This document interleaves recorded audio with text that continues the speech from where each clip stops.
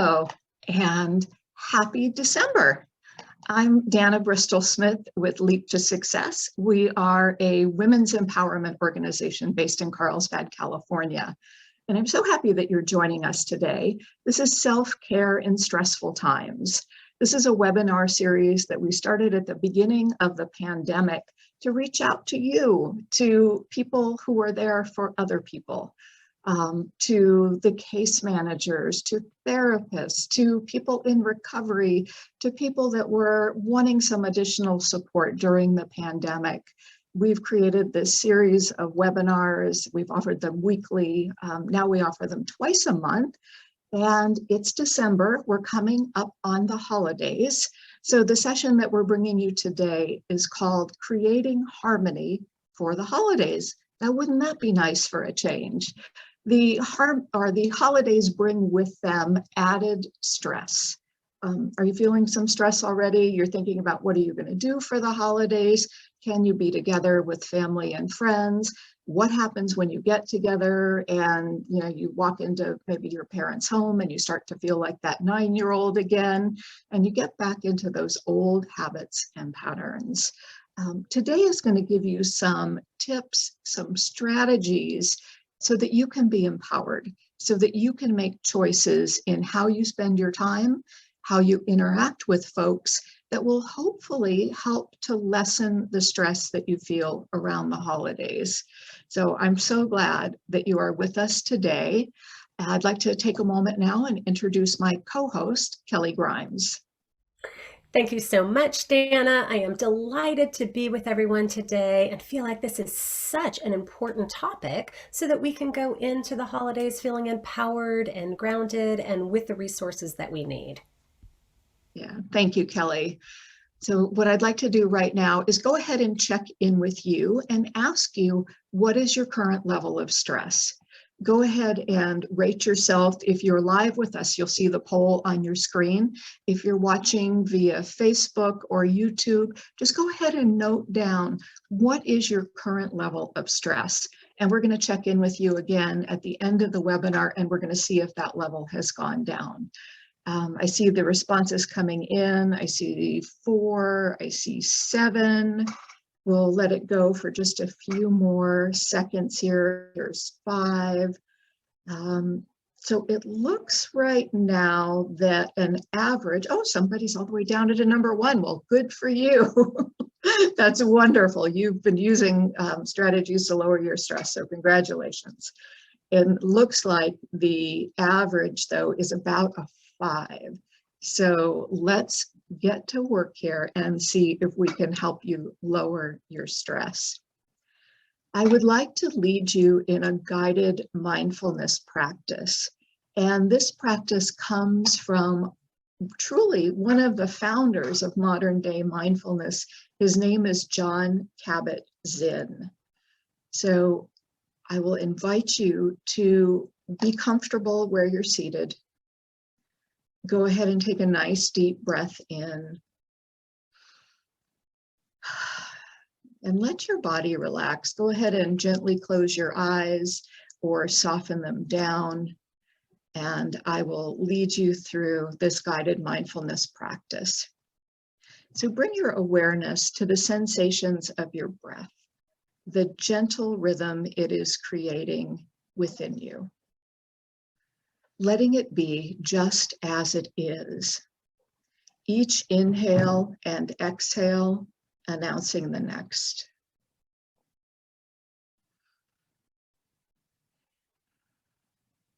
Expand your awareness to the sensations of your body. Sitting upright and with dignity, bring your attention to the surface beneath you and the support it provides. Root your body into its strength and become aware of your connection to it, complete and whole and perfect. In this moment, you are grounded in its resolve. As you sit there, visualize a grand mountain whose peaks pierce smoky clouds and continue upward, where the air is clear and the view is endless. a mountain with slopes that are both jagged and gentle, supported by a vast foundation deep in the bedrock of the earth.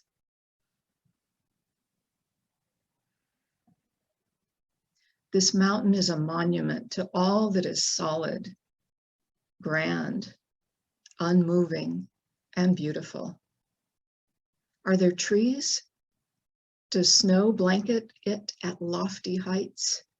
Perhaps waterfalls cascading as mist into an open sky? However it is, let it be as it is, a perfect creation. Be this mountain and share in its stillness.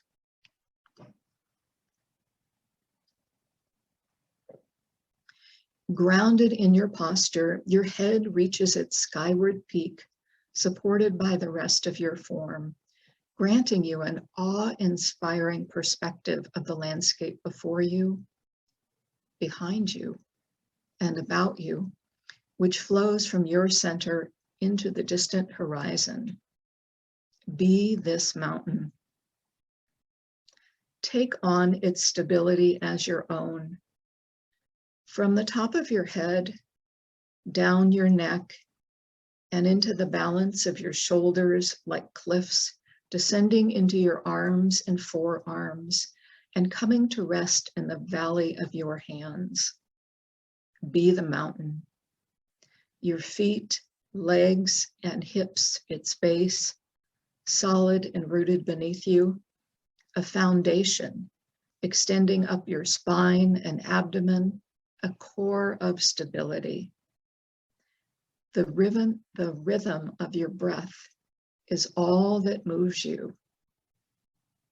A living mountain, alive and aware, yet unwavering in inner stillness. Completely what you are, beyond words and thought, a centered, grounded, unmovable presence. A mountain which witnesses the sun travel across the sky, casting light and shadows and colors across its consistent composure. Moment by moment, in the mountain's stillness, the surface teems with life and activity.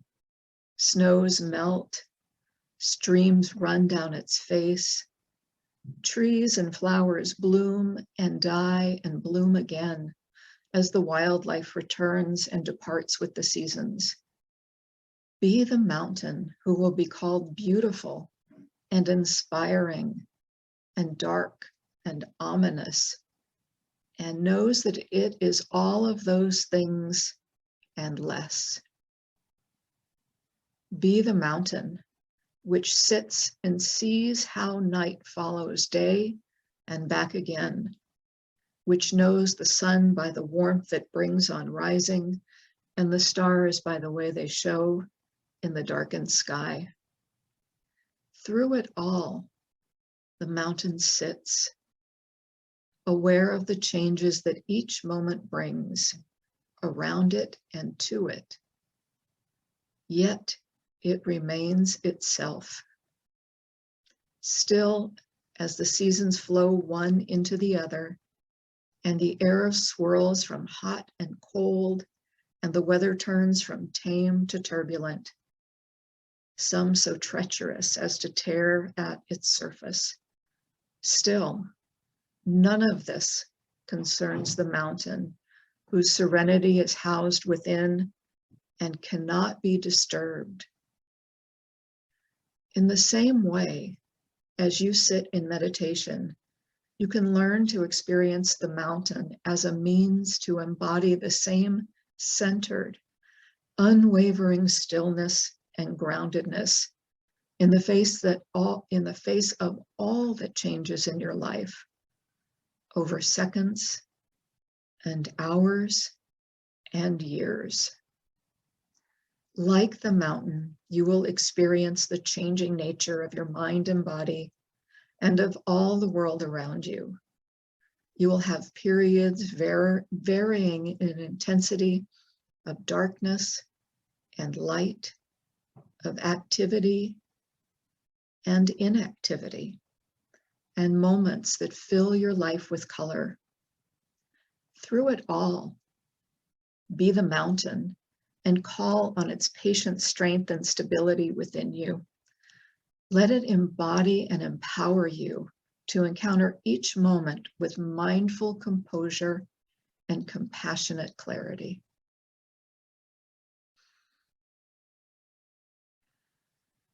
Be the mountain. Now go ahead and just notice how you are seated. Notice your stability. And take one more deep breath in, and then go ahead and wiggle around a little bit. Move your fingers and toes. Maybe shake your shoulders a little bit and open your eyes. And welcome back, mountains. I hope that you can bring that sense of stability with you throughout the rest of the day and throughout the holidays. Now, we would like to give you some strategies to help you create harmony over the holidays. So I'm going to invite Kelly to go ahead and share our first one. Thank you so much, Dana. Oh, I love the mountain. I love the idea and the reminder that we can be in this grounded place where we make choices around creating harmony for the holidays. I think this is particularly important after living through a pandemic for almost 2 years now that have been so incredibly stressful for all of us. We've experienced unprecedented loss, disappointment, uncertainty. And I know there's been a lot of emotions we've been holding, whether they've been grief, overwhelm, and just that sense of being on alert for danger, that in that fight flight part of our brains. And so all of the mindfulness practices that we've been teaching over this time are wonderful touchstones to reconnect us to that stability.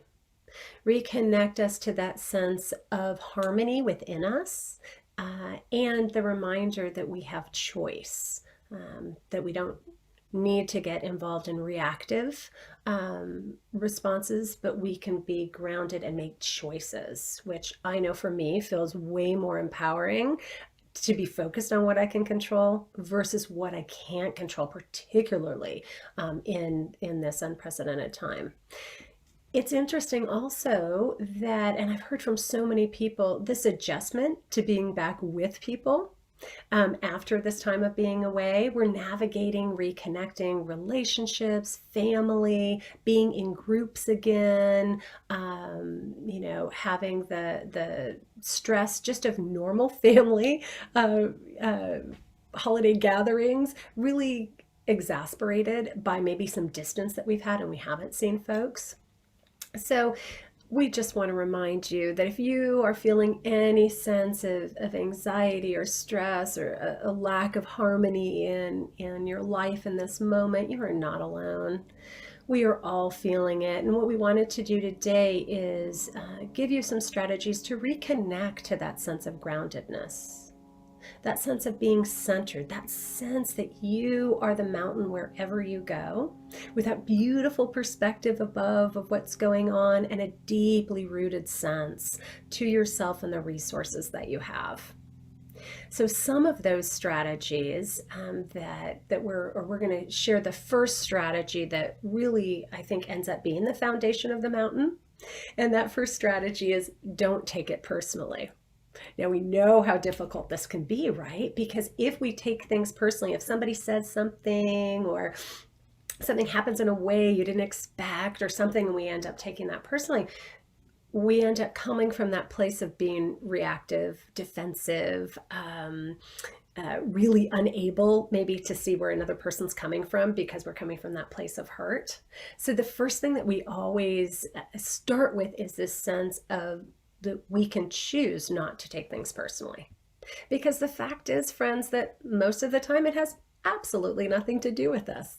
A comment that someone makes or a way someone interacts, or maybe somebody comes late to something, and we could think, oh, we're not important and that's why it happened. Or we can take a step back, go back into that solid, strong, grounded place of the mountain and say, you know what, this really doesn't have anything to do with me. And I choose in this situation not to be defensive and escalate a situation. Like I can actually be harmony in this by not taking it personally. Many of us have been taught to be responsible for other people's feelings. So if somebody gets upset, we might feel like, oh, it's our fault or it's our responsibility to fix that situation, which can create more of that sense of defensiveness around it. So recognizing that defensiveness doesn't, or taking it personally doesn't just look like getting our feelings hurt. It also may be, if somebody's upset, feeling like we have to fix it or make it right. And so I want to invite you to make a choice this holiday season to not take things personally. And we had an amazing graduate of our Leap to Confidence and Transformation Leadership program that had a son who had chronic health challenges and had been in and out of the hospital many times. And she shared this beautiful lesson with us that, she would go in and feel so, emotionally upset with the information that the doctors and other people were giving her. And so a really wise nurse shared her strategy with our participant, and it was to keep a Q-tip in her pocket when she was out and supporting folks in the hospital. And the Q-tip represented quit taking it personally. And so just having that touchstone, that little Q-tip as a reminder, helped her take a step back, take a breath, and not respond in that reactive way. And so we used to have little Q-tips in bags for our participants and put them in their wallet, in their purse, someplace they'd see it, just as that reminder, because oftentimes we're changing our reactive patterns. Having a touchstone really reminds us to just take a break and a breath and not go into automatic reactions. So it's a choice not to take it personally, and we hope that that is something that you could aspire to do this holiday season to create more harmony in your relationships. And I'm wondering, Dana, what's another strategy that you find empowering to create more harmony in the holidays? Well, thanks, Kelly. And I love to think back of around Q-tip. And, it's interesting how we always, we tend to think things are about us. Someone says something, we think it's about us. And what we don't realize, because we are so contained in our own thoughts, is that, somebody else could just be having a really bad day. And we don't have to take their bad day on. It's not ours, so we can make that choice. The strategy that I want to talk about next is called Don't Pick Up the Rope. And it's something that I want you all to imagine a tug of war. So, you're pulling on that rope, you're pulling, pulling, pulling. The other person on the other side is pulling, pulling, pulling. You're going back and forth.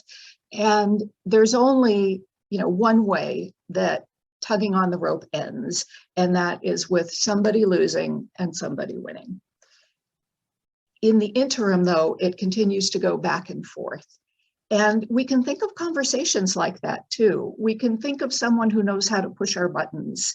They say something, we react, we blow up, we get upset, we get into an argument, and this goes back and forth and back and forth. And I think of my younger brother as I was growing up, and he knew exactly how to push my buttons from the time he was 2 years old.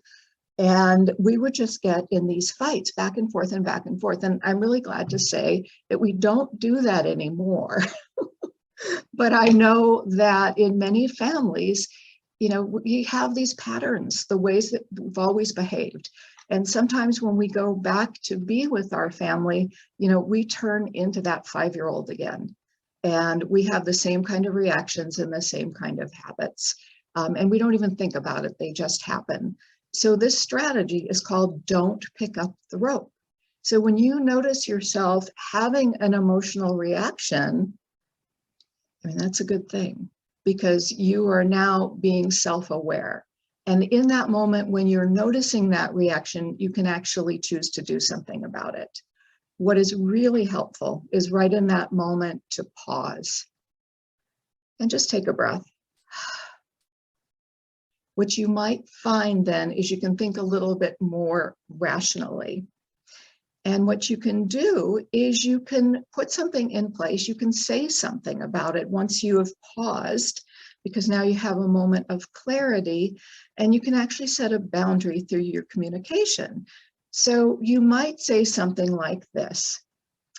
And let's say you're having a disagreement with a family member, and you're starting to get upset, and you're noticing they're starting to go upset, and you really don't want to go down that road. So you might say something like, so it sounds like right now you're not interested in having a different kind of communication with me, like a communication where we're not getting really upset and angry. So what I'd like to do is just set this aside for now. And, let's talk about something that we enjoy doing together. So what you've done with that communication is you've actually named that you're having difficulty right then, and you don't want to engage in it. And you're asking your family member or your friend if they would join you in doing something differently. Now, they can certainly respond however they want to respond. And it does take time for old patterns, and you might need to do this a few times before you actually get agreement. But I want you to try it and see if it could be helpful. What you're developing through this practice is actually emotional awareness.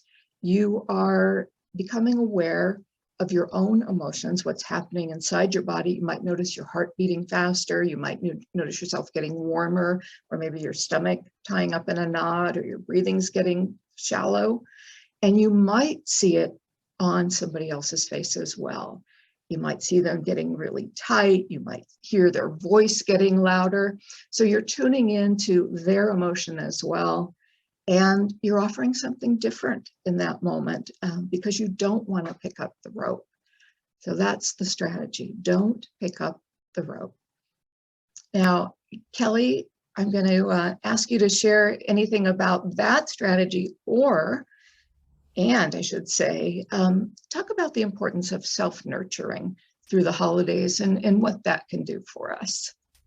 Absolutely. Well, I think that don't pick up the rope strategy is so helpful towards actually creating harmony, not just then, but in ongoing ways. So much of the time, these old reactive patterns that we have, they don't serve anybody, Dana. They don't serve us. They don't serve the other person. And so really for long term, even if it's uncomfortable at first to say something, because I think it is uncomfortable at times to set boundaries and say, I don't really want to keep communicating this way. Can we do something different? Knowing that over time you're actually doing something for the long-term health of the relationships that you have can be so worth the courage that it takes to actually, set a boundary and do something different. And I love the idea of saying it directly, because the fact is that if we always do what we've always done, we're always going to get what we've always got, which is this, just having conflict, which is stressful, right? It's already stressful to be on this planet. So anything that we can do to decrease stress and certainly around our relationships. And part of that, yeah, go ahead. I want to jump in here for a second. And I think the noticing and the choosing to do something different is really powerful. And I think for a lot of us, because of the pandemic, we weren't with our families last year. We weren't together. So I think what we could do is we could kind of look at this as a new start. We're taking care of our physical health. We might be wearing masks. We might be, doing things that are really proactive for our own health. But what if we looked at this in terms of our emotional health and our relationship health as well? I think that could be a really powerful practice for us right now. I love that, Dana. I think that's brilliant. And what's really wonderful about that is I think this time of the pandemic has allowed people to reprioritize what's important to them. And most of us feel like the people we love are important to us, especially because we haven't had time with them. So having a fresh start bringing in a fresh energy. What I was just going to share is really taking time to nurture and care for ourselves so that we're recharged, we're rejuvenated, and we can bring that quality of the mountain into anything we do. I think is really just such a gift to all of our relationships, that we take care of the most important relationship we have, the one with ourselves, so that that's the energy that we take out with other people. So this idea of nurturing ourselves, being committed in an ongoing way to check in with ourselves, check in with how we feel, with what we need, and asking ourselves, what would be the most nurturing thing that I could do for myself in this moment? Uh, I know for me, many times it's being compassionate, right? So it's not even an activity or something outside or an engaged thing, but responding to myself with compassion, especially if you're hurt. If we go back to the idea of not being defensive, and not taking it personally, it doesn't mean you wouldn't still be hurt, but you could respond to yourself with like, oh, I know you're hurt, but you know what, Kelly, it's really not about you. So can you stay grounded and just respond in a different way, that's going to have the results perhaps of how you would prefer to be with people, which is more loving. I love the idea of stopping throughout our day and when we're with people as well as when we're not, and just checking in using that stop analogy. Stop is stop, take a breath, which I think is key. You've already shared that, how important. Then observe. Observe yourself, but observe what's going on around you. Oftentimes, there's other dynamics going on that if you just stop for a moment and look, you can go, oh, I can totally see this is not about me. And then proceed, then make your own choice. And continuing to do that in an ongoing way, whether it's with mindfulness meditation, just pausing, when you're doing something else. So it might be, before you answer a text, or some way that you can put them in your day as reminders to tune into yourself, come home to yourself, pay attention to what's going on for you, and then do something proactive. So do some nurturing activities that really support yourself. I've talked a lot about how important it is for me to actually prioritize it and put it in my schedule, but find those times, whether it's taking a walk or meditating, journaling, eating really nourishing food. I was hearing from someone the other day how important it is for her to do a green smoothie or something before she goes to a holiday party, because there oftentimes isn't food that is nourishing for her. And so it helps her kind of go from that place, have a handful of almonds or something for yourself. Drinking water, paying attention to that, treating ourselves with compassion, really any activity that's nurturing, making it a priority this holiday season. I guarantee you that it will allow you to be the mountain, to be in a place where you can really give the love and joy and peace that you want in your relationships. If you start with yourself, it will ripple out in that way. So I don't know if you have any other ideas for that, Dana, before we end today. Thanks, Kelly. I think all of that was really helpful. When I think about self-nurturing activities and I think about the holidays, something that's been really important to me lately is time for reflection. And kind of cleaning old things, getting rid of old things. I actually, over this past weekend, spent a good amount of time going through piles of books. I'm an avid reader, and I have stopped buying books because I'm reading them electronically, but for some reason I keep accumulating books, and I had more books than I had shelves for them. So I went through them, and I've got a couple boxes now of books to give away. But what I realized in thinking about them is they represented different periods of my life. And so I had some really wonderful memories from looking at these books that I learned so much from over the years. I also found old journals. And, maybe over the holidays, as people have a little bit of downtime, you might want to spend time with yourself over the holidays.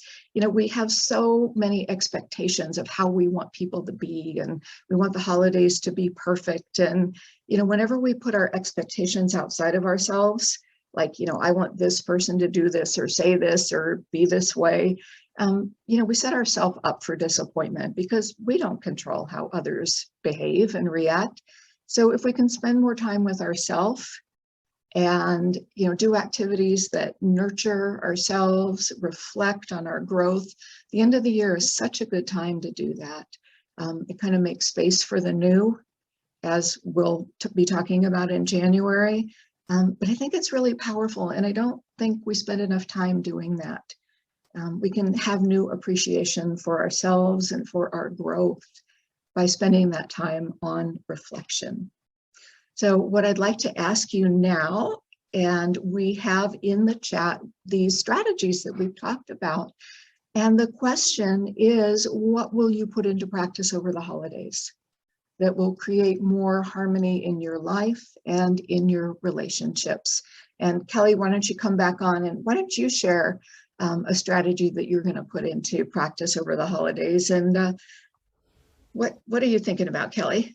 So I love what you just said about reflection. And I have a practice at the end of every year of reflective questions that I journal and that my daughters do too. And then we spend time really talking about like what are we proud of? What lessons did we learn? What are we ready to let go of? And what are we visioning for, the next year? So I'm definitely going to take time to do that because I know that's very nurturing. Yeah, that's great. Thank you. Yeah, I think that's a powerful question. What do we want to let go of? What do we want to let go of? Okay, and I see that somebody has written in the chat that they would like to do more guided imagery exercises. And, you can take a look on our YouTube channel because at the beginning of every one of the webinars, we have offered a guided mindfulness practice, and you can also do a search on YouTube. There is so much available. It's really wonderful. And I'm wondering if what other ideas people have. Will you put into practice not picking up the rope? Will you put into practice having more self-compassion? Or will you do some of the journaling activities?